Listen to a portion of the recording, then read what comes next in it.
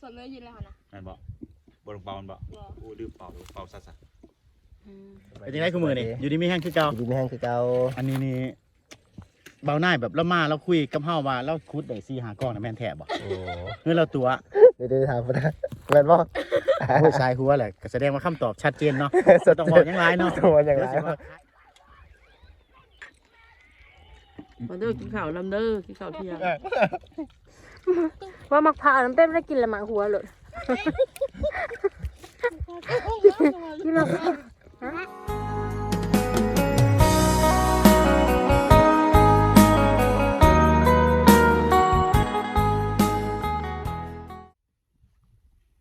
สบายดีและสวัสดีพี่น้องทุกคนตอนรับเข้าสู่ช่องบ่าวกุ้งคือเก่ามื้อนี้ก็อยู่ให้อยู่สวนคือเก่าอยู่สวนมันกดมันพี่น้องเอ้ยกดมันมื้อที่2เมื่อวานนี้กดไปแล้วรอบนึงก็มันก็บ่งามปี บ่งามคือเก่าปีกายนี่งามอยู่ปีนี้บ่งามเลยปีนี้เนื่องจากว่าฝนดีโพดและมันเห็นให้มันตายแล้วมันนานขึ้นนะมันก็เลยได้บ่หลายคือเก่า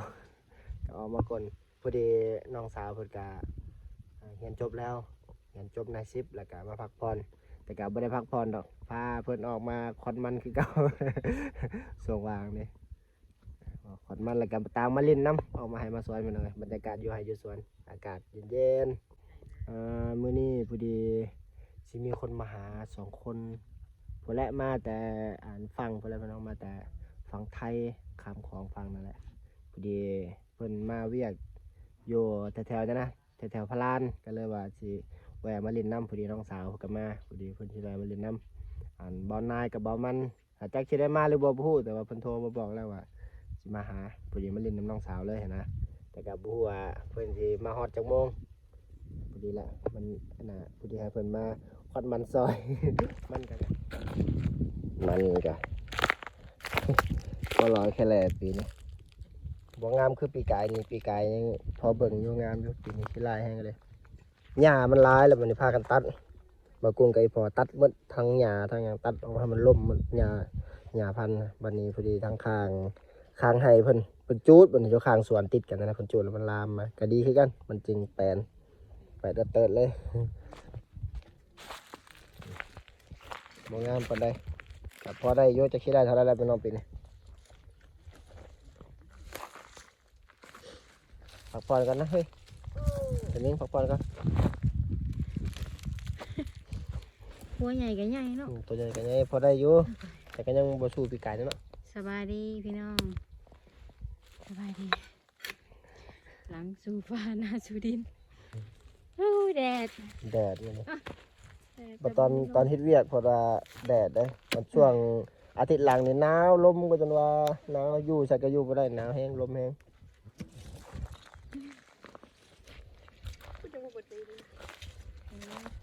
ได้แล้วบ่นะท่านนี่ได้แล้วบ่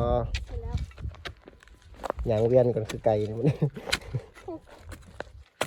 เป็นจังได๋หรืออดีนะเวลาเป็นจังได๋มาพักผ่อนน้อยเห็นจบพักผ่อนแบบใดเฮงเมื่อยก็ตอนเฮียนอีกบ่ซ้ำๆกันบ่กับเป็นคนฟื้นอยู่ป่าแต่มันบ่ได้คุดอยู่ใส่ก็เมื่อยคือกันเนาะพักผ่อนจะได้จังหวะบ่ได้เลยงามๆเด้เห็นมันในมือกว่าเขาเด้พักผ่อนกินน้ำกินในจังน้อยนี่อีพ่อเราสิมื้อเอาผ้าบัดแล้วก็จะเอาน้ำแข็งมาเลยเอามะพร้าวมาเลยนั่งเอ้ย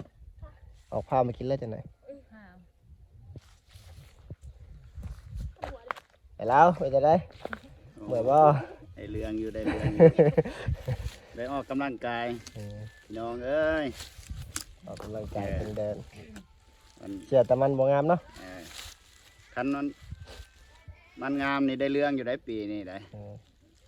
ราคานี่ดีอยู่ราคาดีแต่มันปีกายนี่บ่งามปีกายนี่มันงามแต่ราคาบ่ดี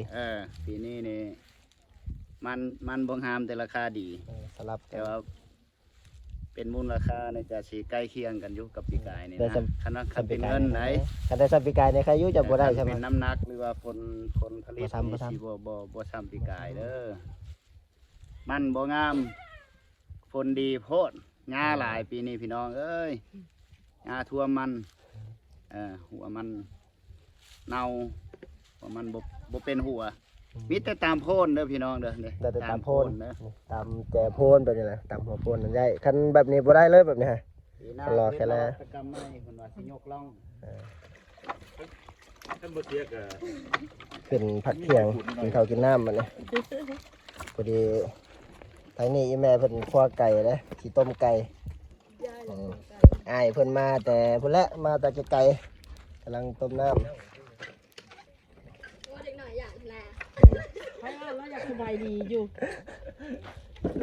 ยังได้ ถ่ายคลิปบ่ได้สบายดี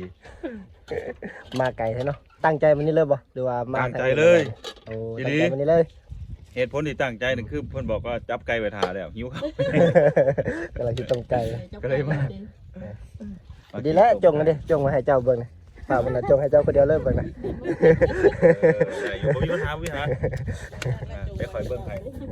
มากับไฟคนเดียวบ่ มาผู้เดียวนัดเบามันมาว่ามันก็อยู่เซฟโปน โอ้มาบ่ทันฮอบ าง ด เทื่ออาจจะมาบางเทื่อถ้าติดพันภารกิจเพิ่นก็อาจจะบ่ได้อาจจะมาบ่ทันเพราะว่าคอยมาผู้เดียวคอยก็สิเมื่อ กลับมื้อนี้แล้วบ่นี่ คิดว่าถ้านางเอกคุ้มค่ากับกำถ้าบ่คุ้มค่าก็ต่อยเลย เขาบอกกันไว้แล้วดี มา บ่ได้มาโดนแล้วเป็นปีแต่บ่ได้มาพอ ตั้งแต่ช่วง แม่นก่อนก็ ดำนาเนาะมันบ่เป็นช่วงดำนา แม่นบ่วะ นั่นน่ะ แต่เก็บบ่หอยแม่นบ่ก่อน ดำนาเลย แต่พุ่นล่ะ ก็4-5 เดือน พูดว่าเป็นหยังข่อยจังบ่มาตอนนั้นข่อยมาบ่ได้มันก็ส่วนข่อยไปกินเบียร์ข่อยโอ้โหไหวบ่ได้เบียร์กูมาอีกแล้ว ยานเลยบ่ลาบเลยบ่ ลาบเลย สาวพลานกินเบียร์เก่งคู่คน พ่ เล อย แม่เพิ่นไปอันนั้นเพิ่นไปเบียก ไปเฮียน ไปเฮียนก็เลยนั่นแหละบ่ได้พอกันจักเทื่อ อันนี้ก็ มีโอกาสเพิ่นมาพัก กลับมาพักผ่อนนี่นี่มาพักผ่อน ก่อนจบเนาะ มาพักผ่อนแต่ว่าเดี๋ยวควัดมันแห้งนัก ถึกแม่เหยาะมามาพักผ่อนที่กันลูกเด้อว่าพักผ่อนสิไปมื้อเด้ นั่นล่ะเฮ็ดประโยชน์แน่ เออ พ่อแม่ส่งเฮียนแต่น้อยจนใหญ่แล้วแม่ ความหวังของหมู่บ้านนั่น เอ อยู่ไหน อเฮียนมาก ตัวท็อป เฮียนมากจักมื้อบ่มันสิลาออก ท็อปเต้น ทางเขานี่จอดรถนะ บ่จื้อนะคือว่าเคยมาแต่บ่จื้อ เกือบไกลเลยเดี๋ยวออกไปนะ กลับไปบ่ทันเด้ ไม่กินยัง อันนั้น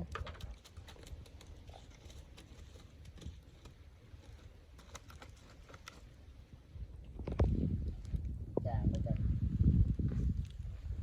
ใช่บวงไหม กดไปเนาะอ่ะ มามา สิมื้อเนาะ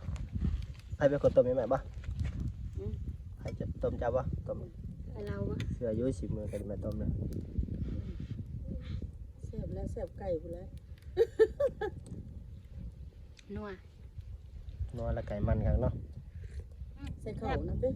มันจุกกระเทียมใส่เนาะสบายอีกบ่ เดี๋ยวมะกอกกะมะกอกเน่าหมดแล้ว กองน้ำมาแล้วหล่นหมาเลยไม่มีจักหน่วยเลย ที่แต่ว่ายังหลายสิเก็บมือขาย มั่ว สบาย กิ ดี น พี่น้องสบายดีตอนเที่ยงอีกพอดี เตรียมกินข้าวเที่ยง เป็นยังไงนะ ฮะ เป็นยังร้านเจ้า บ่ได้สบายดีก็ คือเห็ดหน้านั่นนะบุรุษเอ้ยมันเอาไว้หาพ่อไหมอยากเข่าบุรุษนั่งคลอ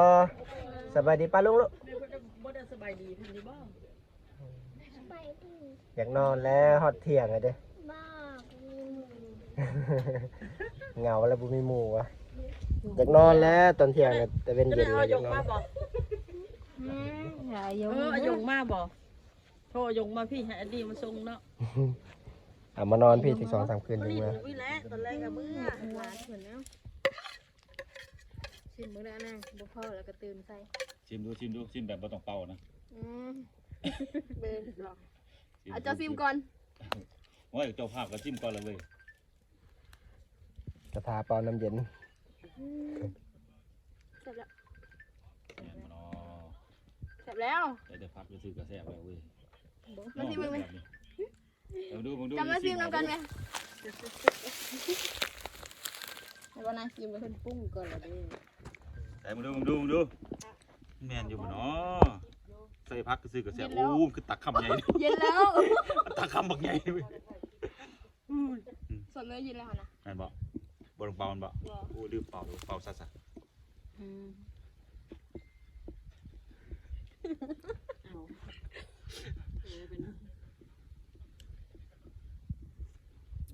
ได้บ่พอยังใส่เอาเด้อ เดียวเนาะนี่มีเขาที่มันดีแสบบทเตรียมยังไง อ่ะได้ก็ได้ ได้ก็ได้ บนแสบเล่นหนึ่ง ได้แล้วแซ่บแล้วเริ่มนวดแล้ว ใช่ผักสุกบุญนะ มาเด้อพี่น้องเด้อข้าวเที่ยงนำกันต้มไก่แซ่บๆแล้วก็ต้มหอยได้ไหมนนท์กินข้าวแล้ว แม่งขึ้นอะไรบ่ครับ ข้าวมาเด้อ ข้าวกินข้าว มาหน่อย กินต้มไก่ร้อนๆบ่แม่นยังได้ตากแดด ไปขึ้นไป ล้างตากแดด มาอานนท์ เอามาตัด ฮะ ใช่ตับ มาตับ ข้าวตับ เอาเด้อไม่จิ้ม คำเดียวเหรอนะ เดี๋ยวนี้ก็ได้ อ๋อนี่ล่ะ เรา มาเด้อมาเด้อกินข้าวนำกันใช่สดจากบ้าน แม่ออกยังอยู่หมอออกยังอยู่หมอที่หมอ เขาสิ เกิดบ่เกิดกินมาบ่ให้ เป็นได้บ่นายถึกปากอยู่บ่ อย่าว่าสั่นว่า เขา สิ ถึ เล ง ย ค ปล่อยเฮามันเป็นคนตักให้เฮา มาเสิร์ฟน้ นี่เฮามักแนวแซ่บนี่ยกขามถ้วยอื่น ไต มันหยาบมันมึนเด็กหน่อยเขาบ่ให้กินเขาว่า ำแซ่บวันนั้นเนาะ ำหน้าที่ให้แม่พี่แม่เฒ่าแล้วตัวยังน้อยอยู่ แม่คือยังมีอันเดียวที่เฮาจะละสาระติดกินเลย คอยปาด4 อันบ่ได้ประตูหามาเด้อกินข้าวนำเด้อกินข้าวเที่ยง สบายเขาสบายแล้ว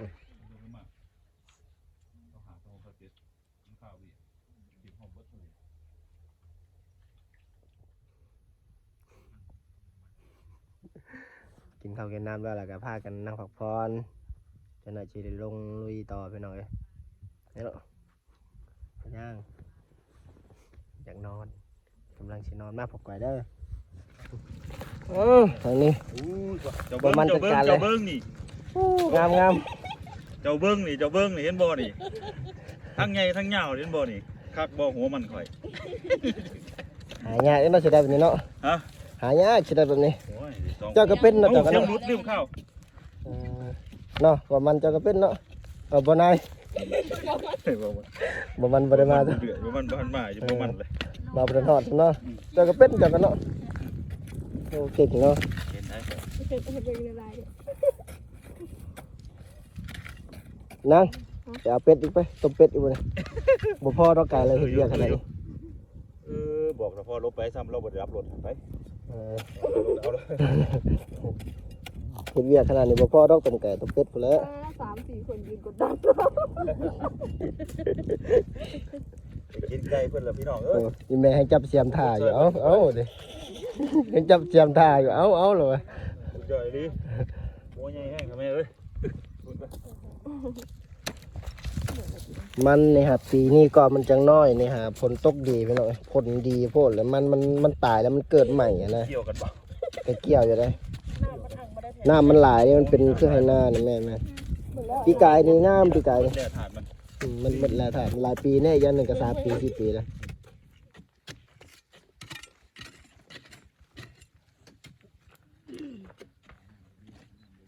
เบิ่งเอาเด้อพี่น้องเด้อมันมีพี่น้องเพิ่นเม่นเขามาว่าบ่กุ้งรวยแล้วบ่ลงคลิปเป็นปี นี่แหละพี่น้องความจริงนะนี่คือมาเฮ็ดมันนี่แหละนี่เบิ่งเอาพี่น้องมันก็พอเท่าบ่มือนี่มันสิพอรวยอยู่บ่ เห็นพี่น้องหลายคนเม่นมาบอกรวยแล้วนี่แหละพี่น้องเอ้ยนี่ที่บ่ได้ลงคลิปเป็นปีนี่แหละมาเฮ็ดให้เฮ็ดสวนกะว่าสิเอารวยทางรัฐ เอามาลอด สุดท้ายเป็นได้เบิ่งอันนี้ลำมันนี่เบิ่งมันไม่รู้นะ เดี๋ยวบ่มีเวลาเฮ็ดคลิปเนาะ บ่ได้อยู่ป่าอยู่ดงพี่มาปลูกมันทางป่าท้ายเป็นได้บัดนี้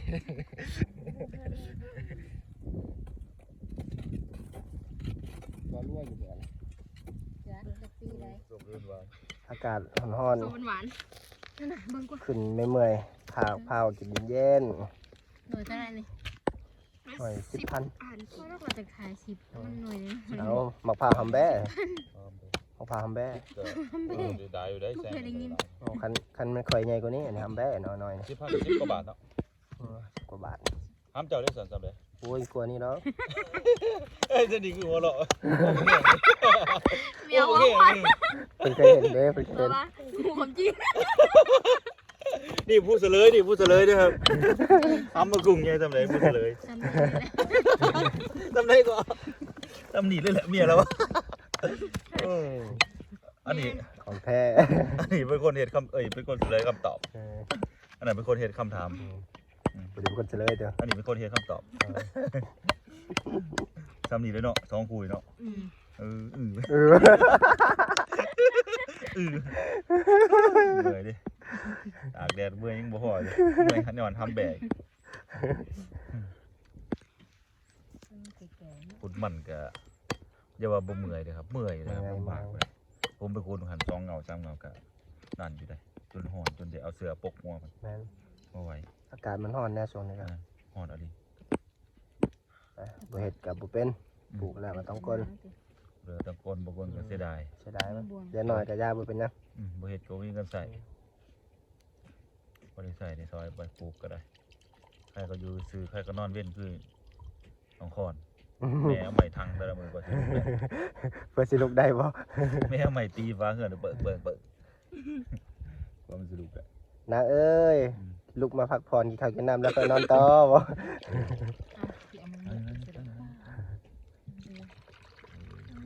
หลายเลย คอยแน่เหียเสียดาย จ้องจอผูก ขอได้จองนี้เด้อบ่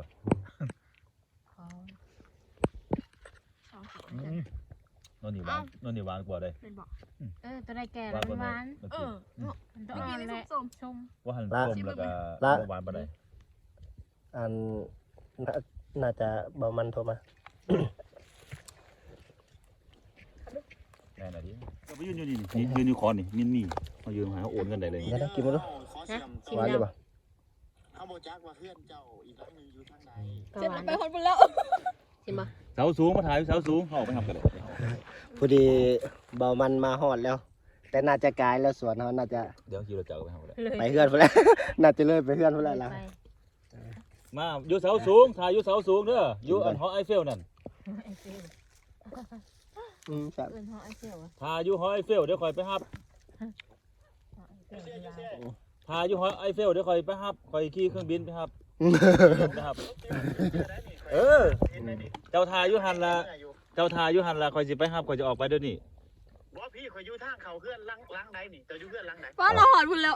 คอยบ่ได้อยู่เฮือนคอยอยู่ทางหอไอเฟลพี่ เรียนมัธยม พูน เจ้า เราเป็นมัธยม เจ้าเห็นหอไอเฟลบ่ เห็น เจ้าล้มมาถ่ายอยู่หอไอเฟลเด้อ โอเค หอไอเฟลใกล้สิหอตลาด อ๋อวันนี้มาถ่ายอยู่ร้านมันก็ได้หรือว่าจากร้านมัน คอย เล สิ ย ไปฮับอยู่หัน แจ็บบ่โดน จับ กันกับอ๋อ คนไปทางไหนต่อบ้าง โดนแซ่บบ่ ครับ แจ็บแบบฟื้น แซ่บหนาคือเป็นอันนั้นแซ่บเลยมาจากหน่วยแล้วผ่านนี่ 2 3หน่อย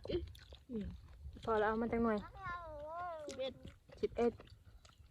หน่วยก็บ่ได้ใหญ่เลยพี่น้องมันหน่วยน้อย ดูไหม ๆบ่ เพราะฉะนั้นมักผ้ามันบ่แบบบ่ใหญ่บ่สมบูรณ์นะผ้ากระดาน ข้าวใกล้ห้องน้ำมาแล้ว กำลังแซ่บ นาทีมันควรสิสมบูรณ์แบบบ่สมบูรณ์นะไก่ห้องน้ำมันบ่สมบูรณ์ ก็มันหวาน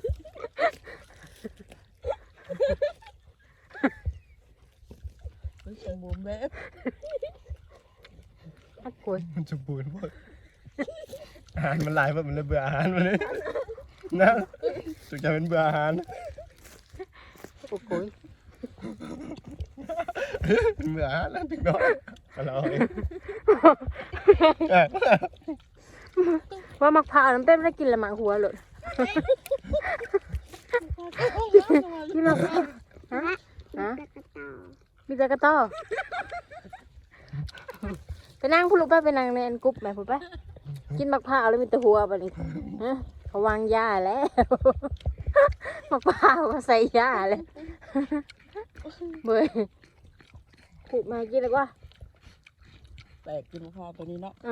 เบื่อ ดังออกทั้งปากทั้งดัง เขาวางยา โอ้จะว่าผู้หญิงมันตัวได้จะค้นจะวะ ว้ายสาวแม่มากินแน่ จะค้นผู้หญิงเขาอันนี้กับบอนายเพิ่นคนมันเลยเด้มาฮอดแล้วอายเฮา สบายดีสบายดีเป็นยังไงคุณมือนี่อยู่ดีมีแห้งคือเก่า ดีไม่แห้งคือเก่า อันนี้นี่เบาหน้าแบบเรามาเราคุยกับเฮาว่าเราคุดได้4-5ก้อนนะแม่นแท้บ่ โอ้ เงินเราตัว เดี๋ยวถามเพิ่นนะแม่นบ่ โอ้ยสายหัวแหละก็แสดงว่าคำตอบชัดเจนเนาะบ่ต้องบอกหยังไรเนาะ ต้องบอกหยังหลาย เดี๋วสิว่าคล้ายเราเนาะ แม่น หรือบ่บอกหยังไรเนาะ เออเราดูได้ โอ้เราดุ ตอนจะมานั่นแหละเราดู ดุยัง เฮ็ดอยู่ทำนั่นแหละ เฮ็ดซ้ำเฮ็ดเนาะ เฮ็ดสำเร็จนั่นแหละกินข้าวกินน้ำแล้วบ่มานี่ จ้ากินแล้วกิน น แล้ อ วน บ่หรือว่ากลับเลยนอนบ่คืนนึง จริงๆน่ะก็อยากกลับนั่นแหละ อ๋อ แต่ว่าพังเบิ่งก่อนคุยกับเพิ่นก่อนว่าจังได ก็จะขึ้นจากใด แม่นก็เพิ่นว่านอนก็จังนอน ถ้าเพิ่นบอกว่านอนก็จังไดเพิ่นมาเพิ่นก็อยากให้นอนนั่นแหละแต่ว่าก็ต้องเบิ่งแม่นเอาพอดีจ้ะ มันมาแต่เชฟโป้นบ่ แม่นมาแต่เชฟโปน ไปจักมื้อละขึ้นไปจักเชฟโป้น 4 มื้อ 4มื้อ 4 มื้อ5มื้อเขาไปชนบทเขาไปเขตชนบทจ้าเลย ไปเอารถจักรขามน้ำโอ้ค่ะ โอ้ สุดอันนี้ สุดยอดเนาะประจนภัยขนาดเนาะ ประจนภัยสุดๆจนคิดว่า ฉันมาทำอะไร เห็นอยู่เห็นโอ้ยจะไปนำเด้อว่าโหดอะไร โหดอะไรโหดคักยังวะ คัก เฮาอยากจักเนาะคือในเขตนี่นะเป็นหยังคือเพิ่นคือมันเพิ่นคือขุดใส่ดินปลูกแบบนี้เพิ่นคือบ่ยกล่อง โก็คือสิว่าแล้วก็ปีนี้สิยกแต่ตบปีสิมานี่แหละนี่ก้นนี่แล้วจึงยกสิยกบัดนี้ ก็มันหาเป็นแบบว่าดินบุกเบิกใหม่นะดินเฮาทางแล้วก็จูดเด้แบบธรรมชาตินะ เอา เฮา ต่ บ่ อมัน ได้ หลายพอ แม่นต่อมันหลายแล้วรถเขาก็บ่อยากเฮ็ดให้มันเป็นต่อใหม่เด้ ต่อใหม่หลาย แม่นแล้วบ้านนี้มันเป็นปีที่2ที่3แล้วต่อใหม่มันเริ่มเน่าแล้วนะหากมันเริ่มพลอยแล้ว ตายแล้ว แม่น เขา แล้ว ก็ ก็ สิไทยได้ง่ายขึ้น แม่นก็สิ เนาะ ไทยบัดนี้ ความรู้ ปีนี้ก็ ทุกคน สิยกล่องเป็น ข้อมูลเฮาได้นี่ แม่น ปีสิมานี่ยกล่อง ก็ตามงบคาดว่าเฮาบุกเบิกเลยก็ง่ายแต่ว่างบมันสูงอันนี้งบมันถึกอันนี้เฮาไทยเลยบัดนี้นะคือความหมายแล้ว เข้าใจโอ้จังสี่เนาะ แม่ เฮานั่นก็ยังว่าเอ้าเพิ่นคือบ่ยกกี่แท้ก็คือมันเป็นต่อไม้หากกับบ่ทันตาย แม่น ถ้าเขามาไทยให้แท้กะราคาสูง ราคาสูง อันนี้ก็ ราคาถูก พอคุยกันได้ พอคุยกันได้ลงกันได้นะ แม่น บ่งามปีนี้มันบ่งาม กะยกล่องก็สิงามอยู่ดอก คันยกล่องกันสิงามอยู่ ดินกับดินไม้ซ้ำบัดนี้ แม่น พุ่นน่ะพุ่นน่ะ ๆ คือแท้